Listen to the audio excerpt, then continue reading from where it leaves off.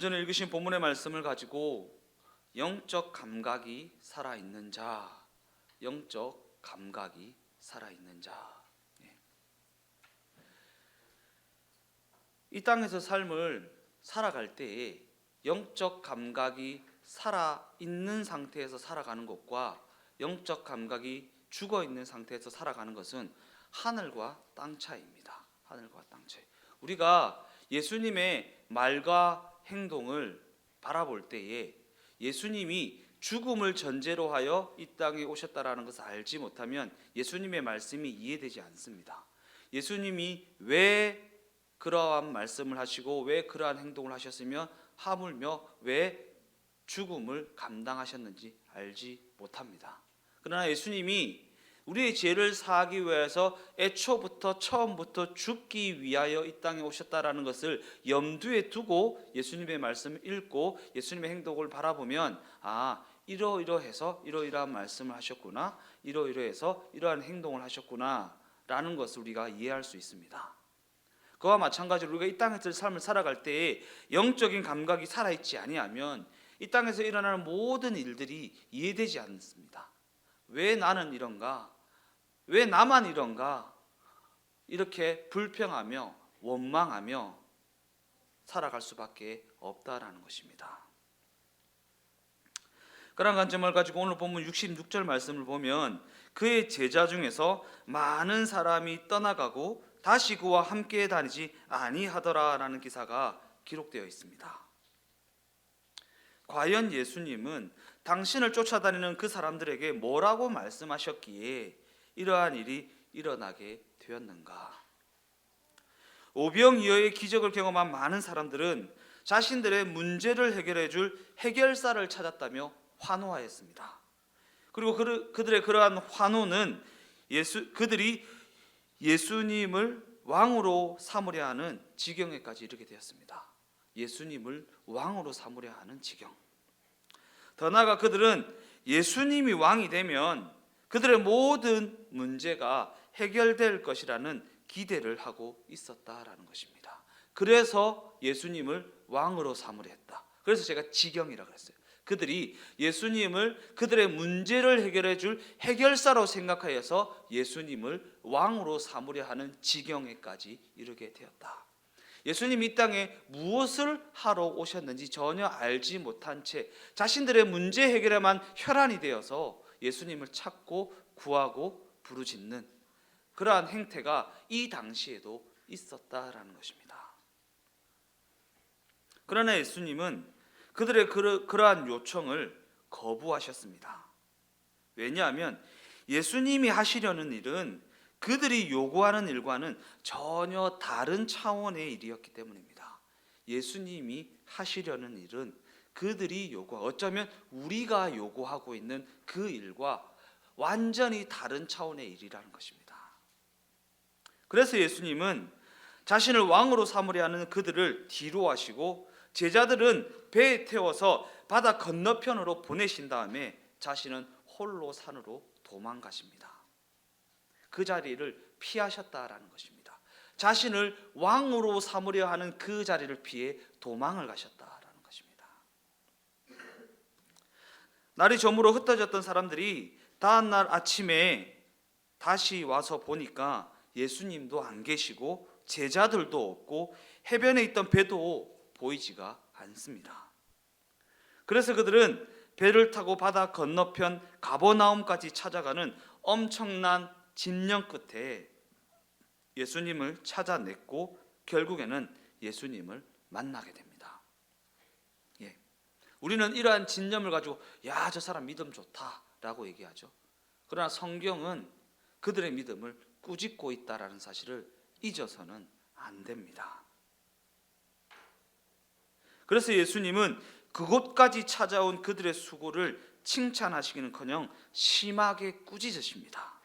너희가 나를 찾는 것은 표적을 본 까닭이 아니요 떡을 먹고 배부른 까닭이로다. 이는 그들이 예수님을 단지 배고픔이라는 문제나 해결해 줄 분으로 인식하여서 그를 왕으로 삼으려 했기 때문입니다. 예수님이 나는 생명의 떡이다, 나의 피와 살을 주어 너희를 살리기 위하여 하늘로부터 온 생명의 양식이다 라는 말씀을 하시자, 이에 대해 사람들은 예 주님, 그 떡을 항상 우리에게 주십시오 라고 너무나도 쉽게, 너무나도 가볍게 대답을 하고 있습니다. 예수님의 이 말씀이 어떠한 말씀인지를 알지 못하니까 쉽게 왜 쉽게 대답하면 안 되는 것입니까? 이 말씀은요, 예수님이 나는 죽어야 한다, 나는 죽어야 한다 라고 말씀하고, 예 주님 죽으십시오 이렇게 가볍게 얘기하는 것과 같은 얘기이기 때문입니다. 이렇게 대답하면, 예수님이 이 땅에 무엇을 하러 오셨는지 안다면 너무나도 쉽게, 우리가 구원을 너무나도 쉽게 생각하는 거예요. 예수님이 생명의 양식이 되셨다라는 사실을 너무나도 가볍게 생각한다라는 거예요. 그냥 가볍게 주세요, 안 먹을 거면 내가 먹을게요, 주세요, 뭐 이런 식으로. 안 먹을 거야? 나 줘, 뭐 이런 식으로 아주 가볍게. 근데 예수님의 이 말씀에는 내가 죽어야 한다라는 의미가 내포되어 있다는 사실을 우리가 놓쳐서는 안 된다라는 것입니다. 그들의 그 가벼운 대답에 예수님은 다시 다음과 같이 말씀하십니다. 아버지께서 내게 보내신 자만이 내게 올 것이고 내게 온 그들만이 이 생명의 양식을 먹게 될 것이다. 아버지께서 내게 보내신 자만이 내게로 올 것이고 내게로 온 그들만이 이 생명의 양식을 먹게 될 것이다. 예수님의 이 말씀에 그들은 아니 저희가 지금 예수님 앞에 오지 않았습니까? 라고 되묻습니다. 그러자 예수님은 너희는 떡 때문에 온 것이지 생명과 진리를 쫓아 나에게 온 것이 아니다. 나는 죽으러 왔으나 너희는 그것을 도무지 알지 못한다라고 말합니다. 그러자 그들은 예수님을 떠나가 버렸습니다.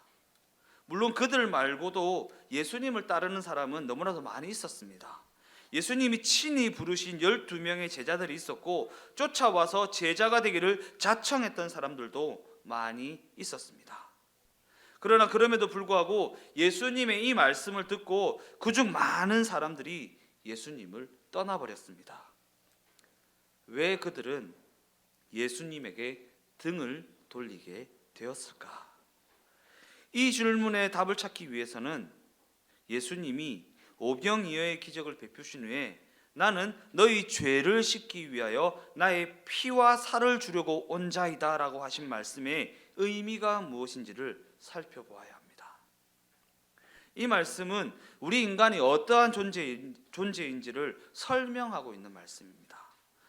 우리 인간은 하나님이 목적하신 그 구원 사역에 있어서 스스로의 힘으로 시작조차 할 수 없는 너무나도 무능한 자들이라고 했습니다.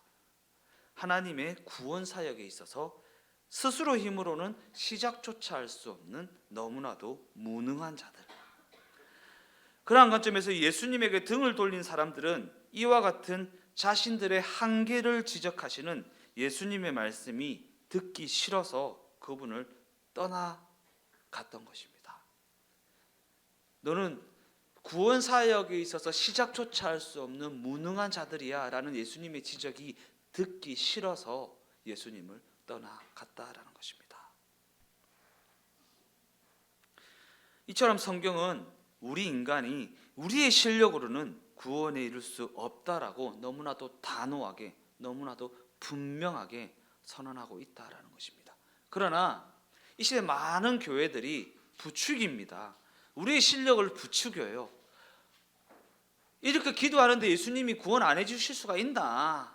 이렇게 기도하는데 예수님이 문제를 해결해 주지 않을 수 있나? 라고 부추깁니다. 더 기도하라고, 더 기도하라고, 네 문제를 위해서 기도하라고, 떡을 달라고 기도하라고 부추기고 있다라는 것입니다. 예수님께서는 너는 떡 때문에 나에게 왔다라고 꾸짖고 계신데 이 시대 교회는 떡을 달라고 더 기도하라고 부추기고 있다라는 것입니다. 그러나 성경은 우리 인간이 우리의 실력으로는 구원에 이를 수 없다라는 사실을 분명히 하고 있다라는 사실입니다. 그리고 우리는 성경의 이 선언을 통해 과연 성경이 우리 인간을 어떻게 정의하고 있는지를 확인하게 되는 것입니다.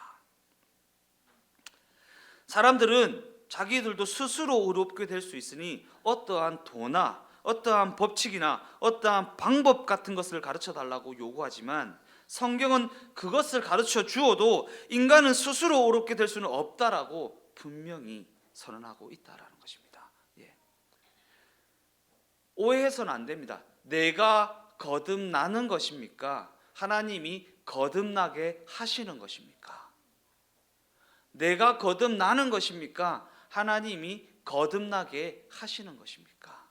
왜 자꾸 내가 거듭나려고 합니까? 하나님이 거듭나게 하셔야 합니다. 물과 성령으로 거듭나지 아니하면 하나님 나라를 볼 수 없다 그러죠. 물과 성령이 나한테 있냐고요? 나한테 없다고요. 하나님께서 성령을 보내주시고 물과 피를 흘리신 예수님을 통해 우리를 거듭나게 하셔야 한다라는 것입니다. 즉 기독교 신앙은 우리 인간에게는 희망이 없다라는 사실을 분명히 하고 있습니다. 그러한 관점에서 우리가 살펴보고 있는 이 요한복음도 이 점을 거듭해서 강조하고 있습니다. 요한복음 1장은 빛이 세상에 왔으나 사람들이 보지 못하는 맹인이어서 빛을 보지 못하니 빛에 대하여 증언할 사람으로 세례 요한을 보냈다라는 내용으로 시작하고 있습니다. 요한복음 3장에는 니고데모 이야기가 다루어지고 있는데, 종교적으로나 지식적으로나 품행적으로나 너무나도 완벽했던 그를 예수님께서 꾸짖으시는 내용이 기록되어 있습니다. 이 니고데모에 비해서 그보다 완전하다고 할 수 있는 사람이 어디 있습니까? 근데 예수님은 그 니고데모를 꾸짖으셨다라는 사실입니다.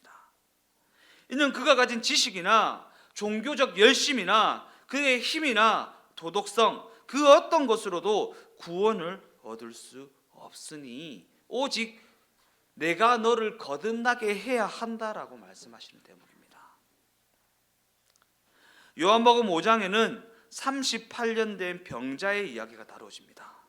베데스다라는 연못에는 가끔 천사들이 내려와서 물을 움직이게 하는데, 그 물이 움직일 때에 가장 먼저 들어가는 자는 그 병에서 고침을 받는다고 합니다. 그런데 이 사람은 중풍병자라서 먼저 들어갈 수가 없습니다. 이 38년이라는 말에서 단순히 병을 오래 앓았다라는 사실뿐만이 아니라 우리는 38년이라는 그 오랜 시간을 통해 그가 자신의 중풍병을 고치기 위해 얼마나 노력을 했는지, 얼마나 많은 시도를 했는지, 수많은 시도를 했지만 고칠 수 없었다라고 하는 깊은 절망감을 읽어낼 수가 있는 것입니다. 그 중풍병자를 보면서 나 자신을 볼 수 있어야 됩니다. 아유 저 사람 힘들겠다가 아니고, 나 자신이 저 중풍병자와 같이 힘쓰고 애써도 아등바등 해도 나에게는 답이 없다라는 사실을 발견할 수 있어야 한다라는 것입니다. 이처럼 요한복음은 우리 인간은 구원을 성취할 능력뿐만이 아니라 하나님이 구원을 어떻게 이루어 가시는지 그것을 볼 수 있는 눈을 가지지 못했다고 지적하는 것입니다. 예.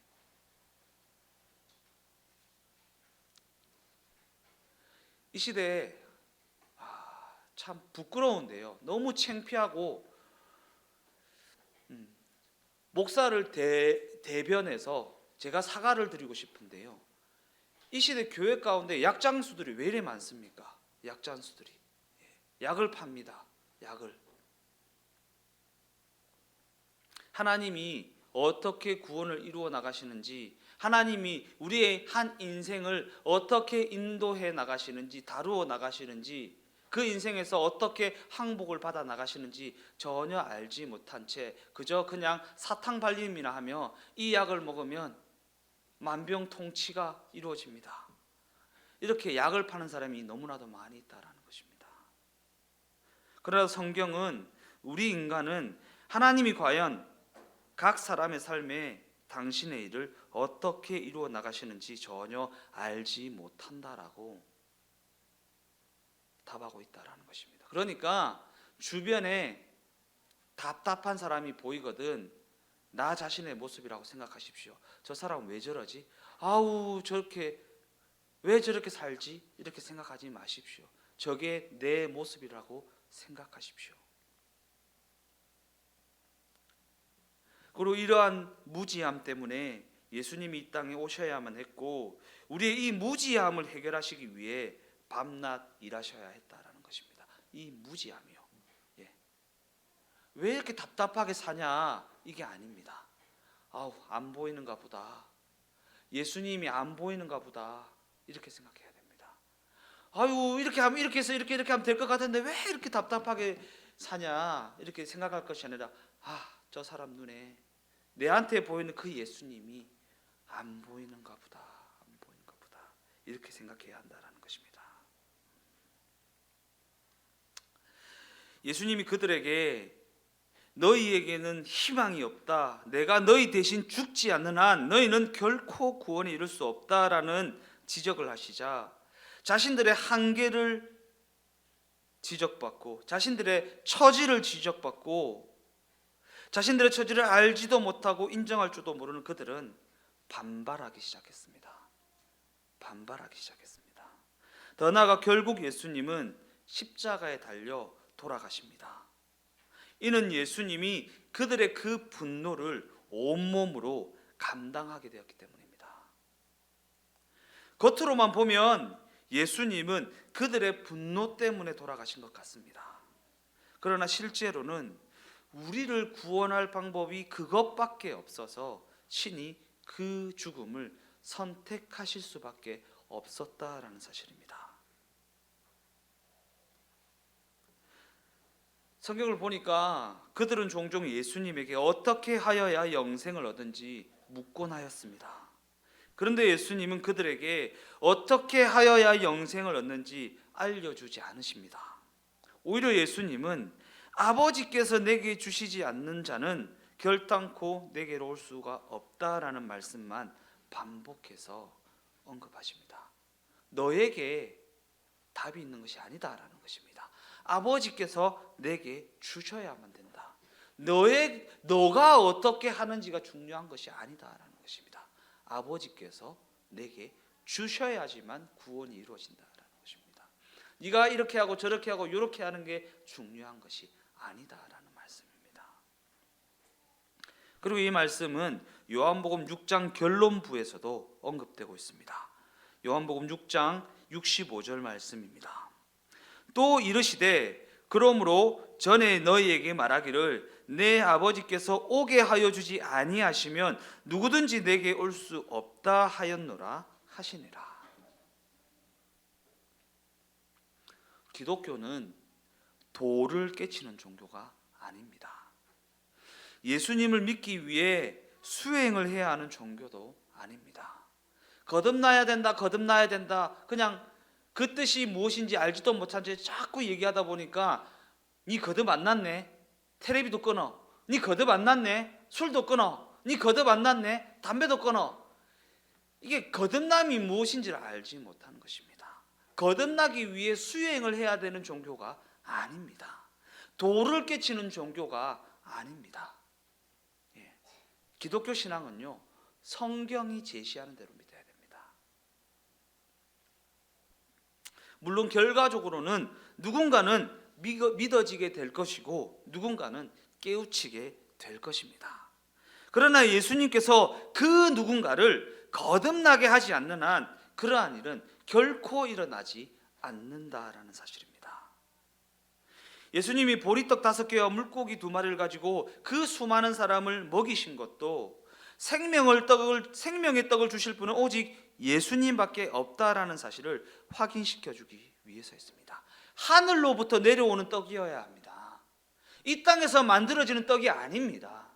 하늘로부터 주어지는 떡이 그 사람에게 주어져야 그에게 영원한 생명이 주어지게 되는 것입니다. 그러한 관점에서 우리가 이 교회에 나오게 되는 것은 생명의 떡을 얻기 위함입니다. 생명의 떡이요. 왜냐하면 이 교회라는 곳은 세상의 떡을 주기 위하여 존재하는 곳이 아니기 때문입니다. 그러기에 우리가 교회에 나오는 것은 영적인 양식을 얻기 위함이지 육적인 양식을 얻기 위함이 아니라는 사실을 분명히 하셔야 됩니다. 분명히 하셔야 됩니다. 그렇다면 과연 우리는 우리가 섬긴다고 하는, 우리가 믿는다고 하는 그 예수님을 어떠한 존재로 인식하고 있는가? 요한복음 6장 63절 말씀입니다. 살리는 것은 영이니 육은 무익하니라. 내가 너희에게 이른 말은 영이요 생명이라. 예수님은 사람들이 자신들의 문제를 해결하려고 하는 왕으로 삼으려 하자 산으로 도망가 버렸습니다. 자신들의 문제를 해결해 줄 왕으로 삼으려 하자 산으로 도망가 버렸습니다. 왜냐하면 예수님이 그들에게 가르쳐 주시려는 것은 문제 해결이 아니라, 문제 해결의 방법이 아니라 영원한 생명에 관한 것이기 때문입니다. 영원한 생명, 영생에 관한 것이기 때문입니다. 그러기에 예수를 믿는다는 것은 영원한 생명과 관련된 것입니다. 영원한 생명. 이 짧은 인생에서 짓밟히고 찢기는 한이 있어도, 이 짧은 인생에서 조금 못 살고 조금 쪼달리고 조금 불편함이 있어도 성도는 영원한 삶을 준비해야 한다는 결단을 우리는 이 대목에서, 이 맥락에서 이해할 수 있는 것입니다. 쪼들린 한이 있어도 영원한 삶을 준비하는 것을 놓쳐서는 안 돼. 조금 불편하게 산다고 할지라도 영원한 삶을 준비해야 한다는 사실을 놓쳐서는 안 돼라는 게 성도의 삶의 핵심이라는 것입니다. 그런데 너무나도 많은 성도라고 하는 사람들이 예수 믿는 것에 이 땅에서의 보상이 주어지지 않으면 차라리 믿지 않겠다라고 말하는 사람들이 너무나도 많이 있는 것입니다. 너무나도 많이 있는 것입니다. 그러니까 오늘 본문에 기록된 사람들처럼 예수님을 떠나게 되는 것입니다. 예수님을 떠나게 되는 것입니다. 그러니까 우리가 전도를 할 때도 그런 식으로 해서는 안 됩니다. 예수 믿으면 문제가 해결돼, 예수 믿으면 병 고침을 받아, 예수 믿으면 자녀가 잘 된다니까 라고 전도해서는 안 됩니다. 거짓말이잖아요. 거짓말이잖아요. 예수 믿으면 영원한 생명을 얻게 돼 라고 성경이 제시하는 복음을 제시할 수 있어야 한다라는 것입니다. 약장수가 되어서는 안 됩니다. 복음을 전하고 복음을 보여주는 자가 되어야 합니다.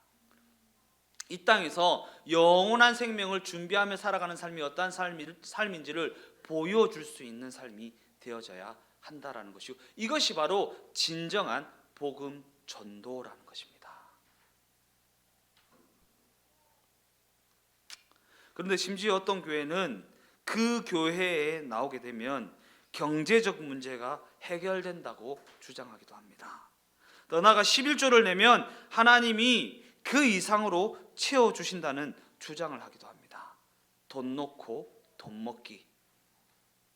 물론 실제로 그렇게 될 수도 있지만 그럼에도 불구하고 경제적 대가를 바라고 교회에 나가는 것은 영적인 갈급함 때문에 교회에 나가는 것과는 근본적으로 그 시작부터가 다르다라는 사실을 잊어서는 안 된다라는. 떡을 먹을 수는 있겠지요. 떡을 먹을 수는 있겠지요. 그러나 결국에는 예수님을 떠나게 되더라라는 것입니다. 예수님은 우리가 이 무리보다 낫다라고 생각하지 마십시오. 떡을 바라보고 교회에 나오면 결국에는 예수님을 떠나게 된다라는 사실을 명심해야 합니다. 명심해야 됩니다. 우리는 이들보다 조금 더 낫기 때문에 그래도 아니요. 떡을 바라보고 교회에 나오면, 세상적인 문제 해결을 위해서 교회에 나오면, 병 고침을 위해서 예수님을 찾고 부르면 병 고침을 받을 수는 있겠지만, 떡을 먹을 수는 있겠지만 예수님의 곁을 떠나게 된다라는 것입니다.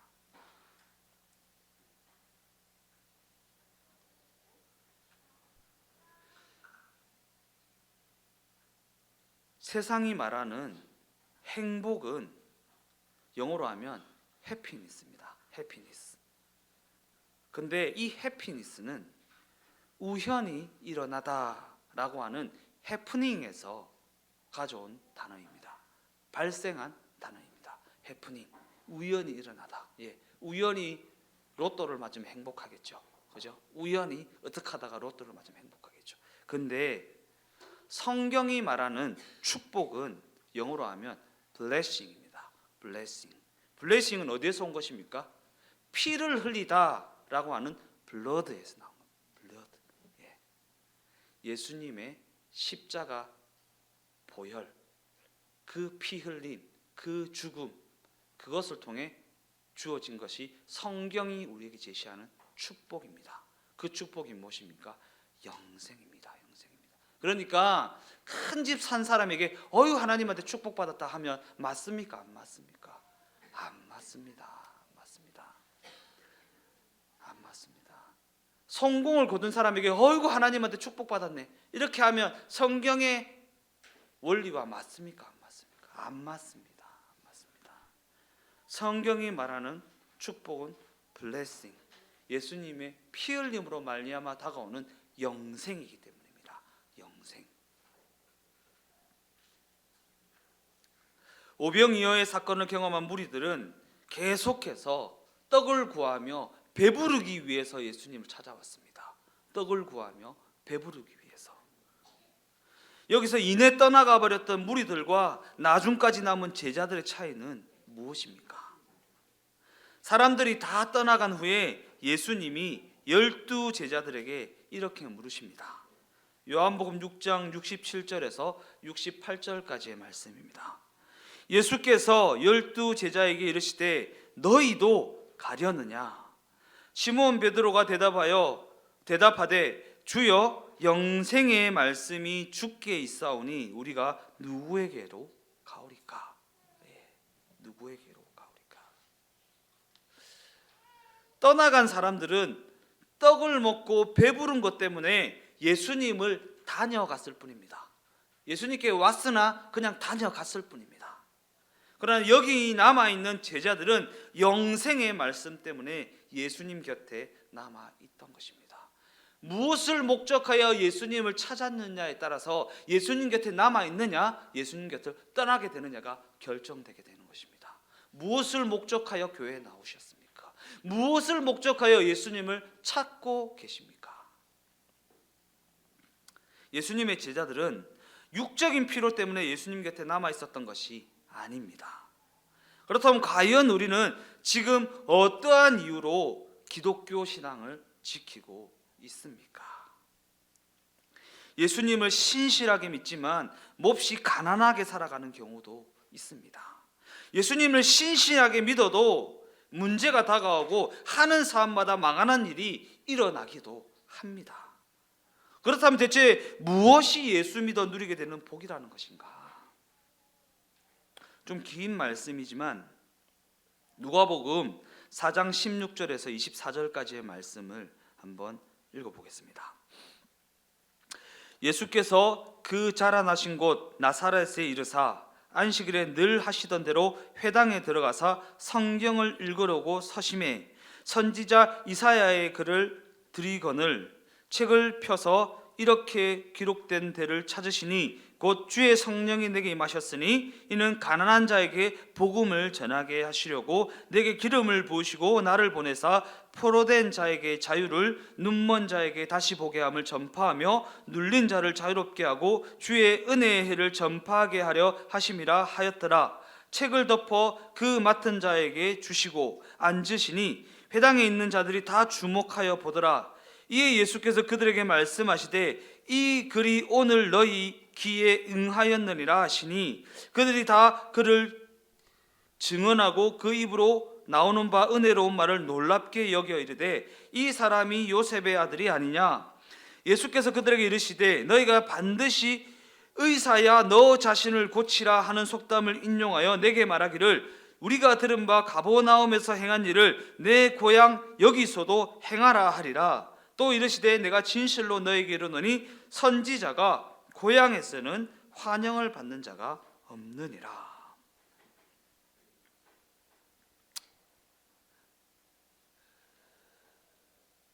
오늘 본문은 가버나움이라는 지역에서 일어난 일이고, 방금 읽은 이 본문은 그 이후에 예수님이 나사렛으로 돌아가셔서 그곳에서 회당에 들어가 성경을 펴서 이사야서를 읽으시는 대목입니다. 예수님은 하나님이 인류를 구원하시기 위하여 구속자를 보내주실 것이라고 예언된 이 이사야서를 읽으신 후에 내가 그다라고 선언하십니다. 이 이사야서에 언급된 그 선지자가 바로 나이다라고. 이 글이 오늘 너희 귀에 응하였다라는 말이 그 말입니다.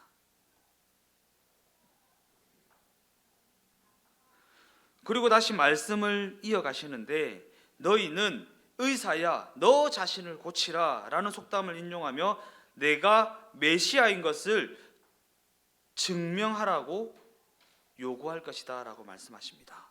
내가 그라라는 말이 진짜라면 가버나움에서 그 오병이어로 2만 명을 먹였던 그 사건을 지금도 좀 일으켜 보아라 라고, 그거 일으키면 믿어줄게 라고 이렇게 요구할 것이다 라는 말씀입니다. 여기서 의사야 너 자신을 고치라 라는 이 말은 당시 사람들이 다른 사람에게 앞날을 알려준다고 하는 점쟁이가 자기는 거지같이 살고 있는 그 모습을 비꼬으며 비아냥거리는 말입니다.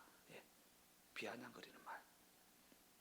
이처럼 사람들이 예수님을 보면서 당신이 메시아라면 왜 그런 꼴로 다니는가? 네가 메시아인 것을 증명해보라 라고 말할 것이라는 것을 예언하고 계신 것입니다. 예수님은 그런 사람들에게 나는 영적 문제를 해결하러 온 것이기 때문에 이 일은 육신의 감적으로는 절대 판단할 수 없다라는 답변을 하십니다. 나는 영적인 문제를 해결하러 온 것이기 때문에 육적인 관점으로는 내 일을 알 수도 없고 판단할 수도 없다라는 얘기를 하시는 것입니다. 예수님은 우리의 죄 때문에 십자가에서 죽음을 감당하셔야 했습니다. 그런데 그럼에도 불구하고 그들은 당신이 정말 메시아라면 죽지 말고 우리를 로마의 압제에서 해방시켜 주십시오라는 엉뚱한 요구를 하고 있다라는 사실입니다. 죽으러 오셨는데 죽지 말라고 하죠. 죽으러 오셨는데 죽지 말라. 죽으러 오셨는데 죽지 말라. 예수님이 그들의 요구를 들어줄 수가 있었겠냐라는 것입니다. 해방이나 시켜달라. 죽지 말고 해방이나 시켜달라. 영생을 주려고 오셨는데 영생 따위 필요 없으니까 이 땅에서의 문제나 해결해달라. 이런 요구를 하고 있는 것입니다. 우리가 지키는 기독교 신앙은요, 예수를 믿는 그 즉시 집안이 평안해지고 하는 사람마다 잘되고 하는 세상적인 행복을 약속해주는 종교가 아닙니다. 오해하셔서는 안 됩니다. 혹시 세상적인 성공을 원하신다면 주동행교회가 아니라 잘못 짚으셨어요. 저기 무명사라고 있는데 거기로 제가 부교육자로 섬겼던 금종교회 뒤쪽 편에 가면 무명사라고 있어요. 무명사에 가면 현수막거리가 있거든요. 한 10개 정도 걸 수 있는 현수막거리에 서울대 합격, 1급 공무원 합격, 현수막이 막 쫙 걸려 있어요.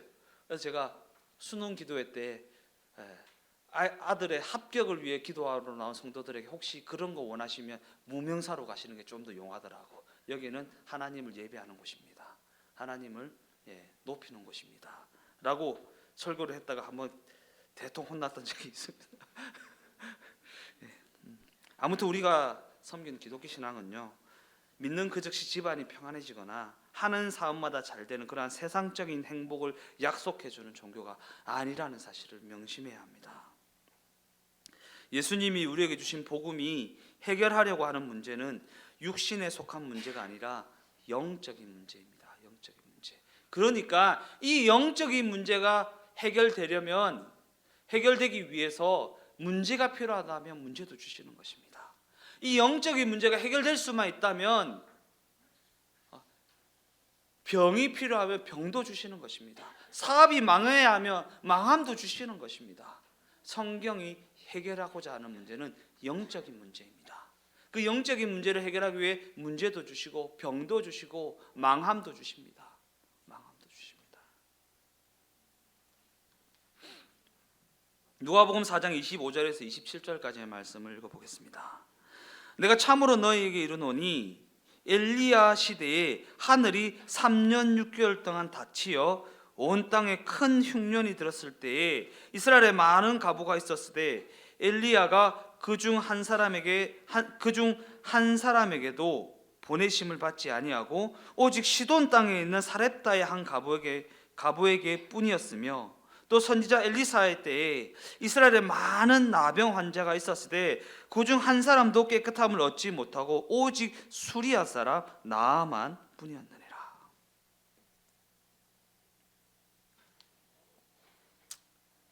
이스라엘 백성들을 뭐라고 부릅니까? 선민이라고 부릅니다. 선민. 하나님이 이스라엘 백성을 택하셔서 그들에게는 친히 나타나셔서 말씀도 주시고 율법도 주시고 선지자도 보내주셨습니다. 그렇게 많은 특혜를 받았음에도 불구하고 그들은 하나님에게로 돌이키지 않았습니다. 특혜를 받는다고 해서 예수를 믿는 것이 아니다라는 대목입니다. 문제가 해결된다고 해서 예수를 믿는 것이 아니라는 것입니다. 그리고 이 때문에 그 이스라엘 백성들은 우리에게 특별한 상징이 됩니다. 특별한 상징이요. 어떠한 상징입니까? 이 상징을 보여주시기 위해서 예수님이 두 가지 예를 들고 계십니다. 두 가지 예. 엘리야 시대 때에 3년 6개월 동안 가뭄이 들어 이스라엘은 기근을 겪게 됩니다. 그런데 시돈 땅 사렙다 과부의 집에는 엘리야로 인해 먹을 것이 있었습니다. 왜냐하면 하나님께서 엘리야를 먹여 살리기 위해 그 집에는 기름이 마르지 않게 하셨고 밀가루가 떨어지지 않게 하셨기 때문입니다. 그래서 그 과부도 굶어 죽지 않고 살 수 있었는데 여기서 아이러니한 사실은 그가 이스라엘 백성이 아니라 이방 땅에 속한 사람이었다라는 사실입니다. 이스라엘 땅에도 많은 과부가 있었는데 왜 하나님은 선민이 아닌 이방 땅 시돈에 있는 과부에게 혜택을 주셨는지 우리는 이 대목에서 묻게 됩니다. 기왕 과부를 먹일 거면 이스라엘 백성들에게 속한 과부들도 많이 있는데 왜 시돈 땅에 속한 과부를 먹이신 것일까? 이와 같은 관점에서 또 다른 예로 엘리사 선지자는 많은 이적을 행하였지만 그가 이스라엘에 있는 나병 환자를 고쳤다라는 기록은 없습니다. 오히려 그는 당시 이스라엘의 적국이었던 아람의 군대 장관 나아만의 나병을 고쳐줍니다. 그죠? 과연 예수님은 이 두 가지 예를 통해 무엇을 알려주려고 하시는 것일까? 무엇을 알려주려고 하시는 것일까? 이스라엘 백성을 특별히 선민으로 삼으셨지만 이방인에게 혜택을 주신 이와 같은 사건을 제시함으로써 구원은 은혜에 속한 문제임을 알려주시는 것입니다. 은혜에 속한 것입니다. 내 노력이 아닙니다. 내 실력이 아닙니다. 나의 어떠함이 아닙니다. 은혜라는 선물로 주어지는 것입니다. 아버지께서 내게 주시지 아니하면 내게 올 자가 없다. 아버지께서 선물로 주시지 아니하면 내가 구원을 얻을 수 없다라는 의미입니다. 이는 아무리 선택받은 선민이라 할지라도 스스로가 구원을 갈망하거나 스스로가 구원을 깨우치지는 못한다라는 사실입니다. 선택받은 선민이라 할지라도 스스로가 할 수는 없습니다. 하나님이 주셔야 됩니다. 하나님이 보내셔야 합니다. 모든 게 하나님의 중심입니다. 하나님 중심. 그리고 이스라엘 백성들은 선민으로서 이와 같은 사실을 우리에게 상징하고 있다라는 것입니다. 선택받은 선민이라고 할지라도 하나님께서 은혜를 베푸지 아니하시면 구원에 이를 수 없다. 이처럼 하나님이 너희는 내가 몸짓고 피 흘려 죄값을 치러 주어야 할 죄인에 불과하다 라는 말씀을 하시는데, 그들은 우리가 지킬 도를 알려주십시오.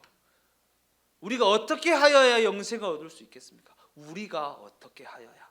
전혀 상관없는 이야기를 하고 있다라는 것입니다. 누가복음 4장 28절에서 30절까지의 말씀입니다.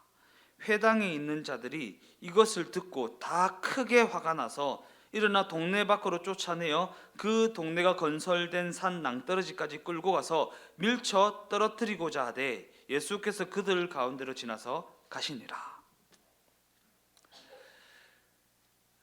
이는 예수님의 이 말씀에 대한 사람들의 반응을 보여주고 있는데, 중요한 사실은 때때로 우리의 반응도 그들의 반응과 다르지 않다라는 사실입니다. 왜 그렇습니까? 우리 또한 성경이 제시하는 진리를 스스로 깨우쳐 스스로 예수님을 알게 되었거나 스스로 믿음을 가진 것이 아니기 때문입니다. 그런데 내가 믿은 것처럼 오해합니다. 나의 어떠함 때문에 구원을 얻은 것처럼 오해합니다. 그러나 우리는 어떻게 믿게 되었습니까? 우리가 감격해야 되고 우리가 누려야 할 말씀이 요한복음 6장에 기록되어 있습니다. 65절 말씀을 다시 한번 읽어보겠습니다. 또 이르시되 그러므로 전에 너희에게 말하기를 내 아버지께서 오게 하여 주지 아니하시면 누구든지 내게로 올 수 없다 하였노라 하시니라. 하나님이 친히 오셔서 말씀을 가르치시고 기적을 베풀어 주셔도 사람들은 전혀 알지 못했습니다. 그러나 지금 우리는 알게 되었습니다. 무슨 차이가 있는 것입니까? 실력의 차이가 있는 것입니까? 신분의 차이가 있는 것입니까? 무엇의 차이가 있는 것입니까? 주여 영생의 말씀이 주께 있사오니 우리가 누구에게로 가오리까? 이와 같은 베드로의 고백처럼 우리 각 사람도 이와 같은 고백을 하는 자들이 되었습니다. 이는 우리가 남들보다 잘나서 옳고 그름을 구별할 수 있게 된 것이 아니라는 사실을 명심해야 합니다. 왜냐하면 우리는 하나님께서 우리를 예수님께 맡겨주셔서 이러한 일이 가능하게 된 인생에 불과하기 때문입니다.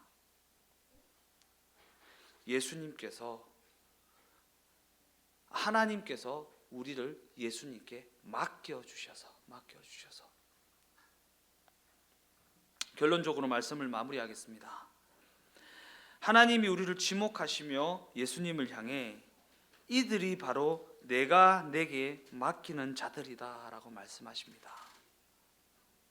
이는 우리가 감격해야 할 대목이고, 더 나아가 이는 우리가 스스로가 예수를 믿었다고 착각하고 자랑하기 전에 먼저 생각해 보아야 할 대목입니다. 어떻게 우리는 예수님을 떠나지 않고 육신의 떡이 아닌 생명의 떡을 위해 환난과 핍박을 감수하는 자가 되었습니까? 하나님이 우리를 붙잡아 주셨기 때문입니다. 예수 믿어서 문제가 해결되지 않죠. 예수 믿었는데도 문제가 산재해 있죠. 예수 믿었는데도 이 땅에서 별 볼 일 없이 살아가는 것 같죠. 그게 축복입니다. 왜냐하면 예수님을 오해하지 않고 예수님이 그리스도로 믿어지게 되었기 때문입니다. 예수님이 그리스도로 믿어졌다는 증거이기 때문입니다. 생각해 보십시오. 혹시 예수 믿어가지고 문제라도 해결돼가지고 예수님을 떡이나 주는 분으로 오해하게 됐다고 생각해 보십시오. 평생 떡이나 구하며 교회에 남아있지 않겠습니까? 평생 문제 해결이나 구하며 로또나 구하며 교회에 남아있지 않겠습니까?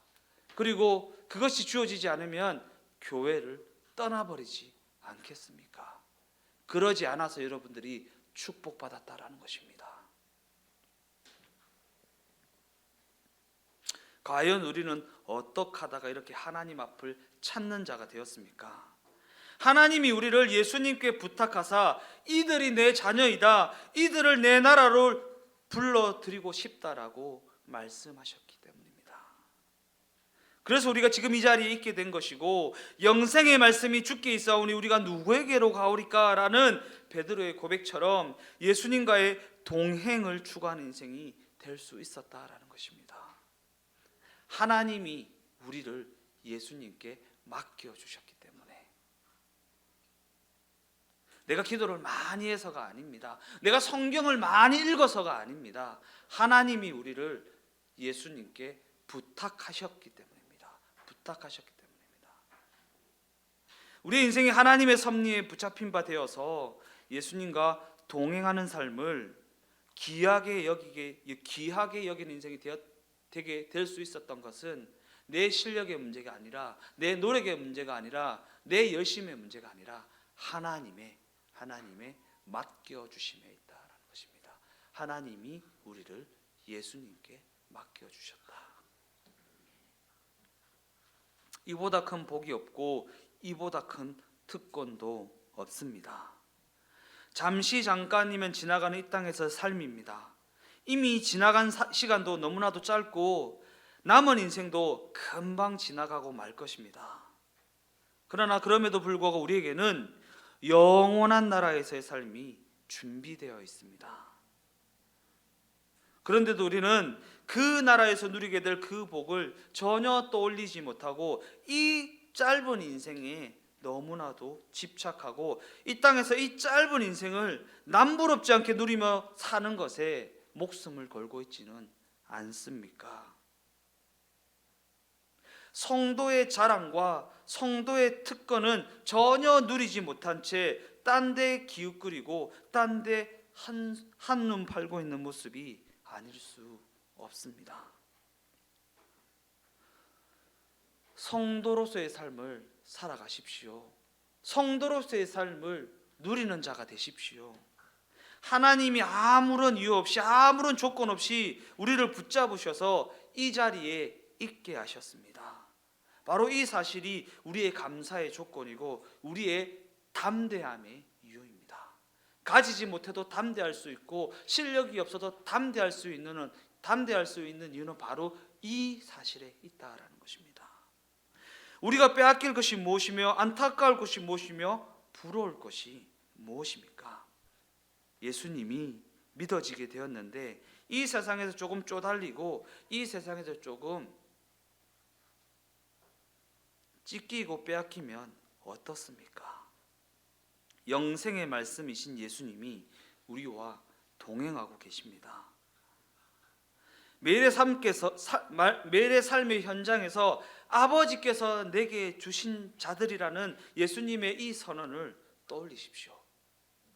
예수님께서 우리에게 아버지께서 내게 맡겨주신 자들이라고 말씀하십니다. 너는 아버지께서 내게 맡겨주신 자들이야 라고 말씀하십니다. 이 선언을 떠올리는 자들이 되십시오. 우리의 남은 인생을 이 기쁨과 이 감격을 끝까지 누리며 살아가는 우리 주동행교회 성도 각 사람이 다 되어지시기를 예수님의 이름으로 축원드립니다.